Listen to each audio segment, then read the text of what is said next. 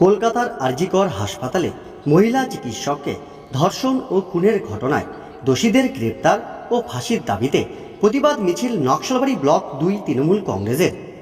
শনিবার বিকেলে নকশালবাড়ির দলীয় কার্যালয় থেকে পানিঘাটা মোড় হয়ে ঘাটানি মোড় এবং পরে দলীয় কার্যালয়ে এসে শেষ হয় এই প্রতিবাদ মিছিল। মুখ্যমন্ত্রী প্রথম দিন থেকেই এই ঘটনায় দোষীদের শাস্তির দাবি জানিয়েছেন। হাইকোর্টের নির্দেশে সিবিআই তদন্ত শুরু করলেও 120 ঘন্টা অতিক্রম হলেও সিবিআই এই ঘটনায় আরও কারা জড়িত তাদের গ্রেপ্তার করতে পারেননি। রবিবার পর্যন্ত মুখ্যমন্ত্রী সময় দিয়েছেন সিবিআই দ্রুত দোষীদের চিহ্নিত করে তাদের ফাঁসির ব্যবস্থা করুন।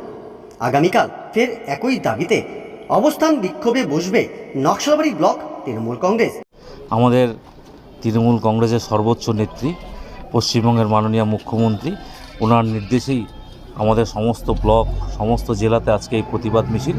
আরজি করের যে ঘটনা তার পরিপ্রেক্ষিতে এই মিছিল। আমরা দোষীদের সর্বোচ্চ শাস্তি, আমরা ফাঁসির দাবিতে আজকে এই মিছিল। আগামীকাল আমাদের অবস্থান বিক্ষোভ আছে। আমরা চাই যারা প্রকৃত দোষী তাদেরকে অবিলম্বে অ্যারেস্ট করে তাদেরকে যত কঠোর থেকে কঠোরতম সাজা যাতে ওদের হয়, আমরা সেই লক্ষ্যে আমাদের নেত্রী, আমাদের মুখ্যমন্ত্রী সবসময় উনি প্রতিবাদ করেছেন। প্রতিবাদী নেত্রী উনি, আমরা সবাই জানি। আর কখনোই উনি অন্যায়কে প্রশ্রয় দেন না। যেখানে অন্যায় হবে মমতা বন্দ্যোপাধ্যায় কিন্তু তার প্রতিরোধ করে। আমাদের সর্বভারতীয় তৃণমূল কংগ্রেসের সাধারণ সম্পাদক থেকে শুরু করে আমাদের পশ্চিমবঙ্গের মাননীয় মুখ্যমন্ত্রী, তার নির্দেশানুসারে আমরা সারা পশ্চিমবঙ্গব্যাপী প্রতিটি জেলা প্রতিটি ব্লক স্তরে আমাদের আজকে প্রতিবাদ মিছিল, যেটা বেশ কিছুদিন পূর্বে কলকাতার